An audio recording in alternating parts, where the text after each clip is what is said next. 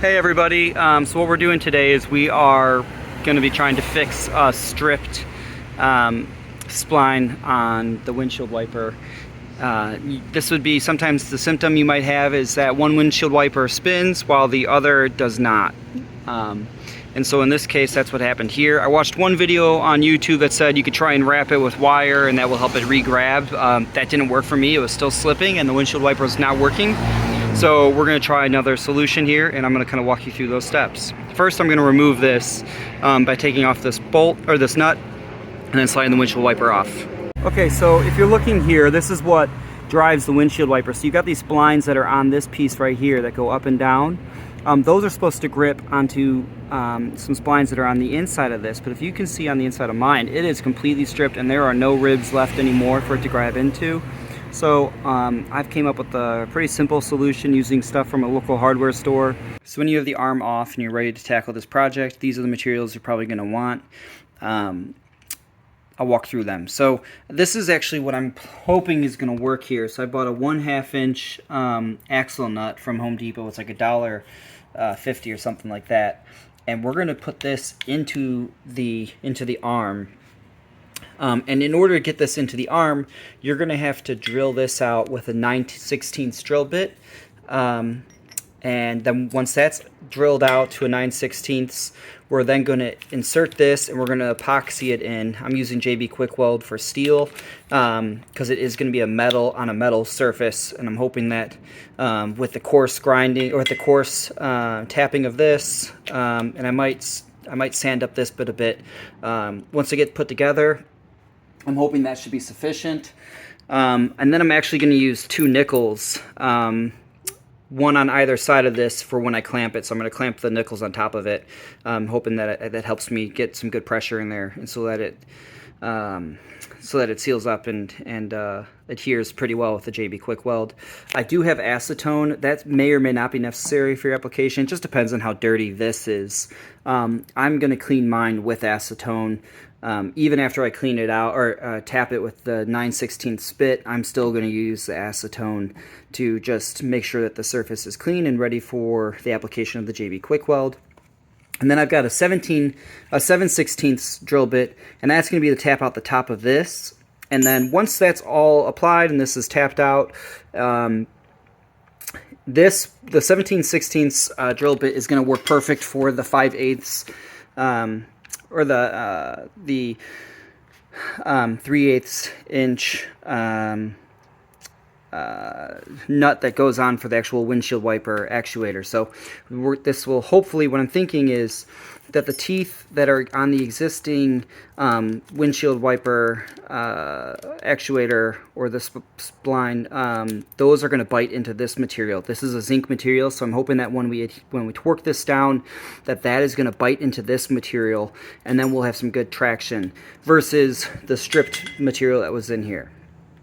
So the first thing I'm going to do is I'm actually going to tap this first. I'm going to drill this first with a 7/16 drill bit, and then once I get that nice and clean, I'm then going to put I'm going to tap this larger, and then I'm going to adhere these and then clamp it, and then we're going to let it cure for I think about 4 hours. I might even just do it overnight, so that way we make sure it's all nice and firm, and then I'm going to torque it back on, and hopefully we're all good. That's the plan.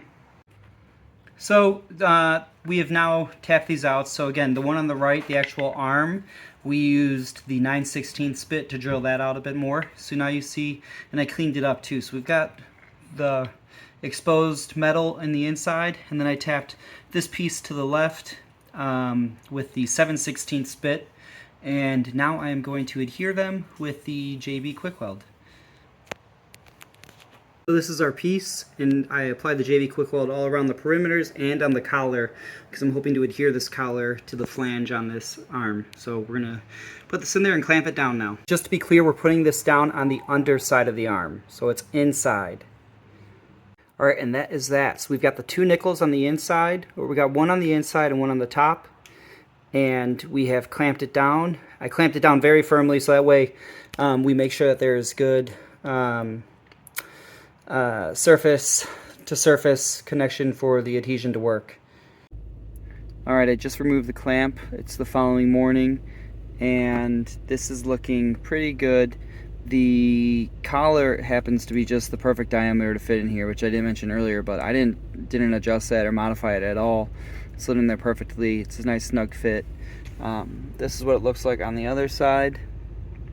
Not the prettiest, but it should get the job done. So essentially what we've done is we've replaced the material that was previously in there, because we cut it out with a 9/16 inch drill bit, and then this material I believe is about 1/8 of an inch thick.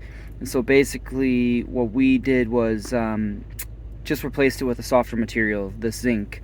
And so with the teeth that are on the actuator that I believe are steel, they should bite into this zinc pretty well.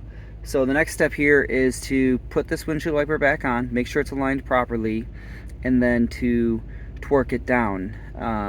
And through the torquing process, we're hoping that the steel teeth will bite into Before I torqued this down, I made sure that the windshield wiper was in the placement that I want it to be in, because I don't want to torque this down, remove it, and try to adjust the arm. So I made sure everything was lined up perfectly. And then I torqued it to 20 foot-pounds, which is the recommendation for my vehicle. I would double check that with your vehicle. And as I was torquing it down, I noticed that the zinc seemed to give at one point, which kind of was an indication to me that it was biting into that steel, or the steel was biting into the zinc. So next step here is to test it out.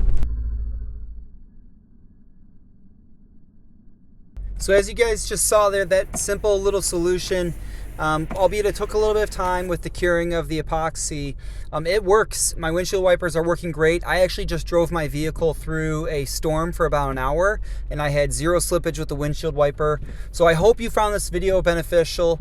I hope it helps you save some money. I know that the new arms, at least if you're buying them from the dealership, it can be about $150. And if you buy one, it may not match your other arm. So that's it. If you found this video helpful, please give it a thumbs up or comment. That helps the next person find this solution. And if you like the content I've been putting out recently, please give me a follow. That would help me out as well. And happy DIYing.